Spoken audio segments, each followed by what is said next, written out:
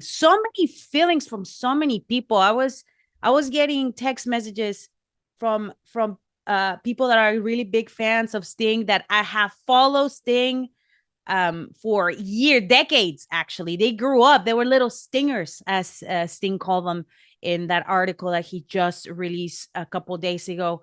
Um, and they are looking back, and they are sad. They're moaning. They're feeling like a chapter is closing in their life, and that means like a big, memories from their childhood, it's going away, and now they're figuring out that they're getting old and things are changing, and your idols are retiring, your idols are passing away, your idols are will no longer be on TV. So it's big pill to swallow, when that happens. And he made me think today of an article that Sting had on the Players Tribune on March 10th, 2022, which actually I texted Sting or Steve and told him how it touched my feelings, and it touched something in me, because he talks about something that it was very memorable for everybody, that we actually saw this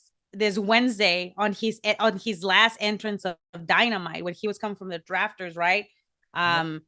The article starts him talking about how it was in March 1998, with his face painted as a crow, coming from a helicopter from the rafters, and then coming down right on the ring.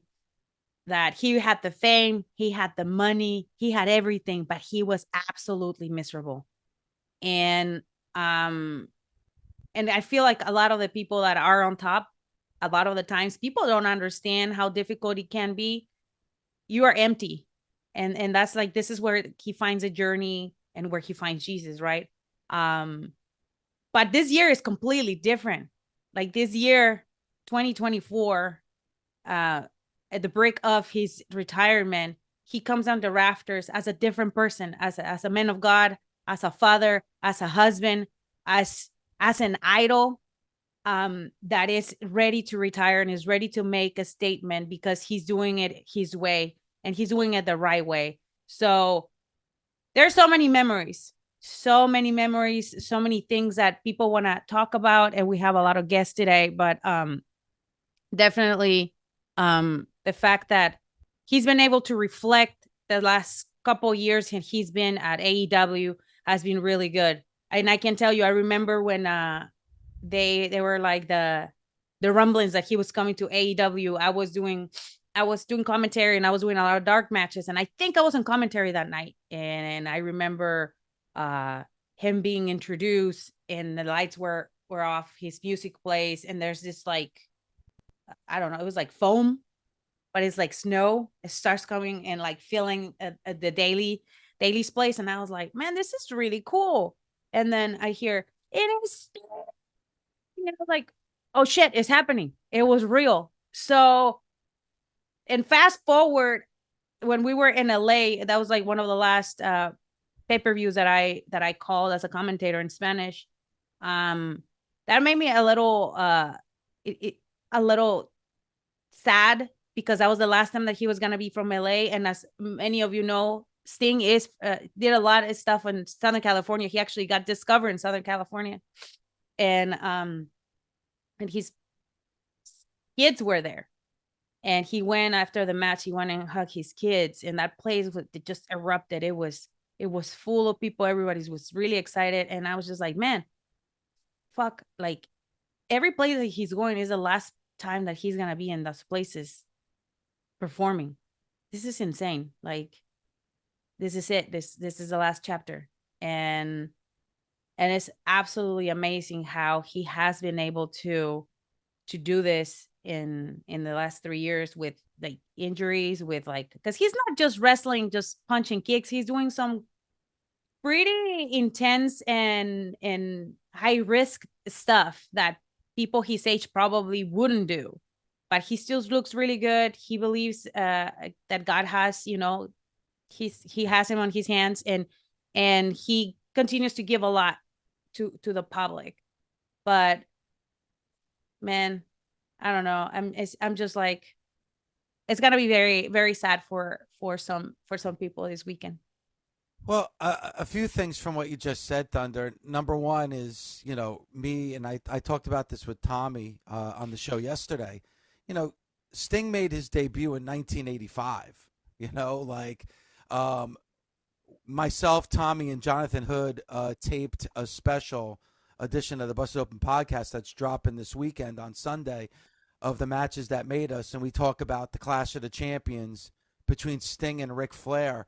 That was really the match that kind of made Sting. Some people say the match of his career. That was 1988. I was in high school. All right, and again, I'm a 52-year-old man, and when Sting debuted, it was my 8th grade year. Wow.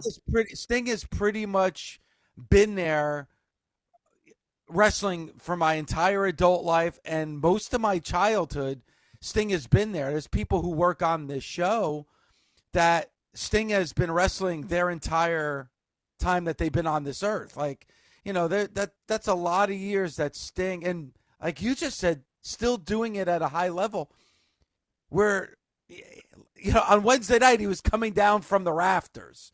I mean, it's pretty insane what Sting is still able to do. So what we've seen from Sting in AEW, Thunder, I am sure he is going to go balls to the wall on Sunday, and give 1,000% to the fans in his last match. And thanks for mentioning about the fans, because in the last article in one of his last interviews, he talks about the fans. He calls them the little stingers, right? One of my friends sent me an email, and he was literally like in tears, sending this text message saying how sad he was that he never had an opportunity to actually meet him.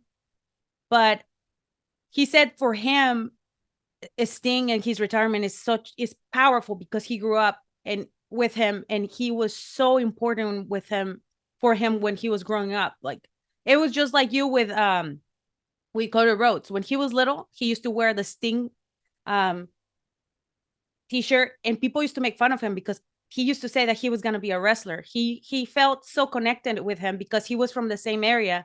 And when one of his teachers told him that Sting went to one of the high schools that was really close, he got really excited because he wanted to go to that same high school so he can walk in the same hallways as Sting did. Unfortunately, he didn't go there, and life happened. He didn't become a wrestler, and he became a teacher. But for him, the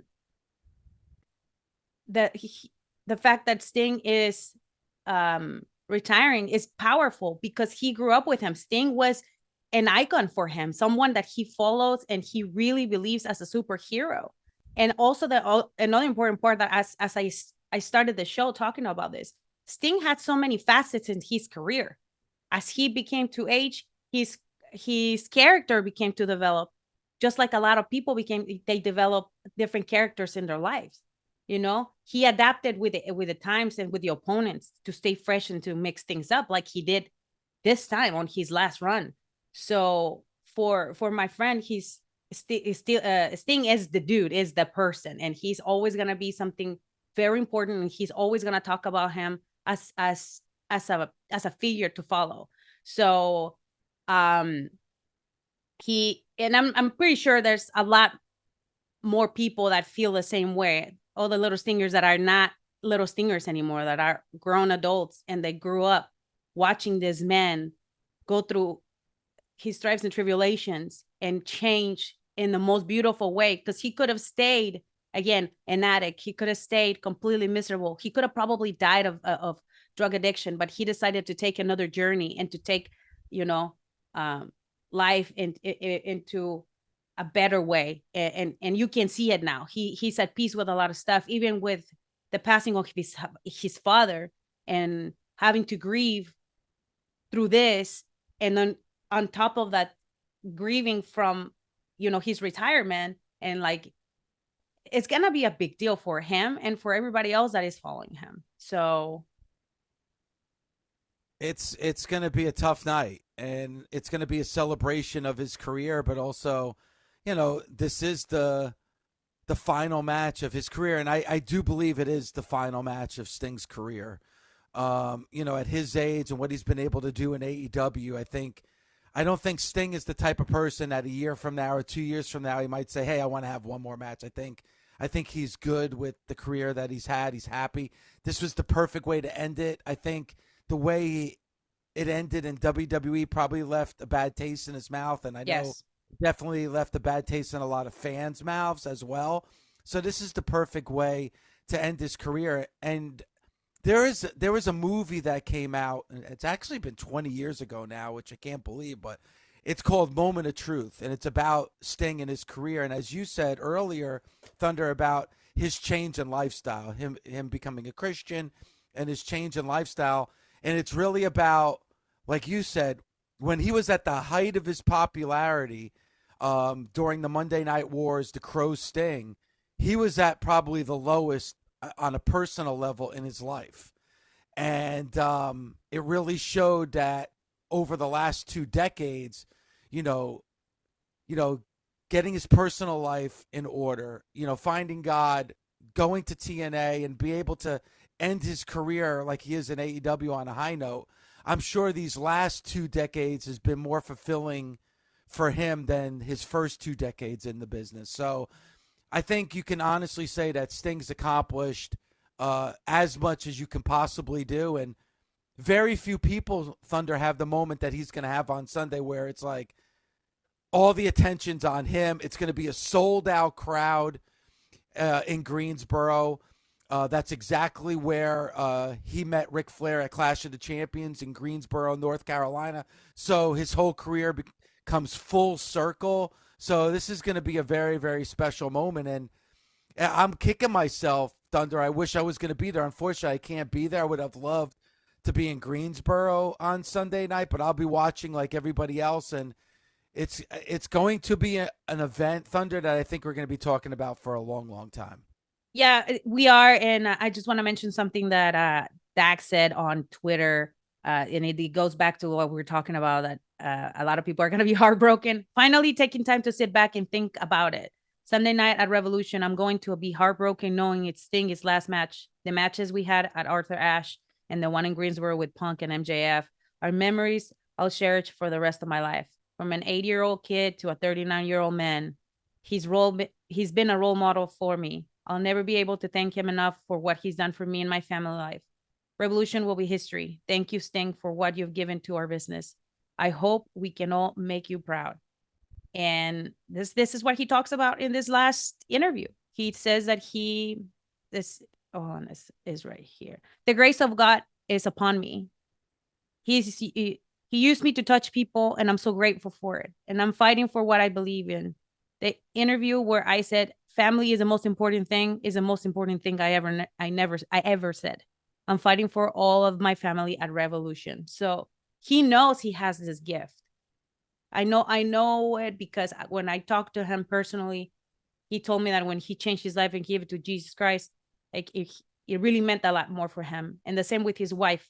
And he lives by that mantra, seriously. And I feel like a lot of the fans, they feel the same way. It's a different connection that he has, like especially with young men. And you know how difficult it is to have like people that you look up to that they're not like jerks, or are into like a bunch of stuff. Like little kids can see that. And I think for a lot of people, like the one that the anecdote that I just told about, that young kid that was wearing that Sting t-shirt for a long time and being made fun of, and he didn't care. It meant a lot because he meant so much for so many, especially now that he became a role model for some of the adults in professional wrestling, because he was very open. If you wanted to have feedback, or if you have any questions in terms of just life in general, he was open and honest to talk about this kind of stuff. Like I can tell you, like I had really before I got injured, like I had really good conversations with him, and he could read your soul. It's not no bullshit. Like he really could read more than what you think he did. And those conversations, I have them really like close to my heart. And when I was able to see him, at passing, because I work Saturdays now, and he doesn't really come on Saturdays. And I see him, I'm like, I always tell him that I miss him, that his energy is always missed. And I would love to like have a conversation with him. And then this last Wednesday, I was very bummed because I was not able to say goodbye properly because I'm not going on Saturday on Sunday on to the show. And I just know that even though I know some people are not, he might not be his favorite. This is part of like a lot of people's childhood, and the fact that he is retiring and hanging out the boots the proper way, it's a big chapter for a whole generation of men and women that watch wrestling at that time. And there's nobody like Sting, seriously, like from the entrance, his energy, um and what he's had brought to the business. That's a perfect example of somebody that really fights or fought through through his demons and through all these obstacles to become a better person overall. And that, not only that, to bring that into the ring and to like work with like Darby, for example. And he talks about it really openly, candidly, on that article on March 10th, 2022, on how he was so happy that he got to work with someone who like lives and breathes professional wrestling. So man, I'm sad. I'm sad I'm not gonna see him do crazy stuff anymore. Under you know him from working with him over the last few years. Do you think like once the match is over on Sunday that he's closing the door on wrestling, or do you think he might still be involved in wrestling in some kind of way in the back? That's a great question. I don't know. I think he wants to spend time with his family, especially with the passing of his father. Um, Maybe this is a chapter where he's like, okay, I'm gonna keep doing signings and stuff, but I need to spend time with my family, because you never know. Like, we're at borrowed time, everybody is, and having someone who raised him pass away, like it really hurt him. I mean, it will hurt anybody, right? If you're close to your family, especially in this moment. Because I'm pretty sure his father saw very important moments of his career, and now he's not gonna be able to see him close this chapter of his life and his career. So hopefully he's around. But if not, I know that like hopefully I get to see him in one of the signings, or if he comes back to AEW and when we're like in town, that'll be nice.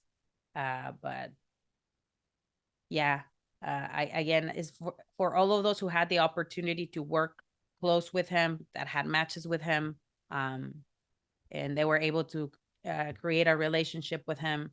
Definitely, it's gonna be a big void to be filled. And I know Tony Khan is a big fan, a big supporter of Sting, and he's talked very very warmly about his relationship, and how he's a little sad that he's leaving, but he's happy for the opportunity that he was given to give him this platform, and to be able for him to finish his own chapter in his story of professional wrestling the proper way, instead of how was pretty much going to end when he was in WWE when he got injured.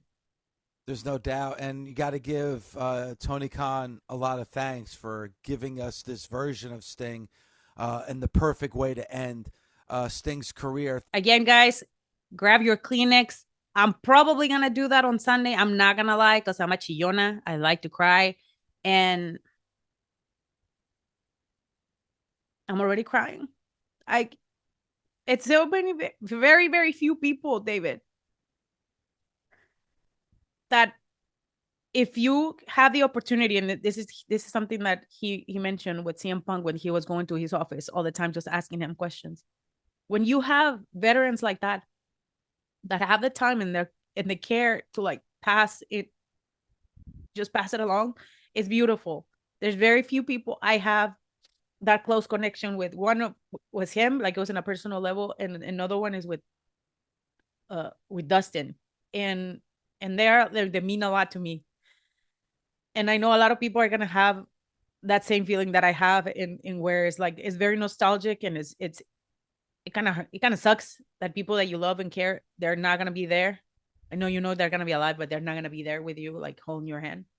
So if you are a wrestler and listen to this, and you have a veteran that is a friend, that is a confidant, that is someone, make sure you tell them that you care for them, that they're what they're giving you it's important for you, because again, it just sucks that you don't get to say goodbye, or you don't You don't get to like give them thanks in person. And then next they're no longer with us, and it's sad. So Yeah, closing chapters is sad.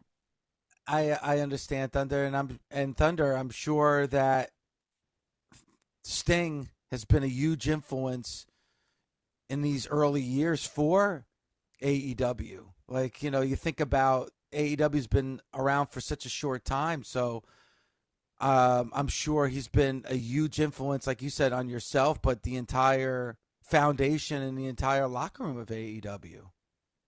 Yeah, like I said, especially those who were open and honest to talk to him on a personal level. Like he is a wonderful human being, seriously. And I'm a spiritual person, and again, when I was going through like my own stuff, um, I had an opportunity to talk to him, and I didn't say much. Like I said, he read under the line, and that sometimes is more important because that tells you like they care, and like the conversation, like the few conversations I had with his wife, and the stuff that she said to me, it really meant a lot. It wasn't just words. It's just within the years, like I have worked on myself and to become a better person, and there's always in the back of my head like those words. Sometimes you don't even know, like when he was saying on that article, um that people don't understand like what you're going through, like the real personal demons that you're going through. And when someone it's able to give you words of advice and words of wisdom, it's especially coming from a spiritual place, it means it's another thing. It's at another level.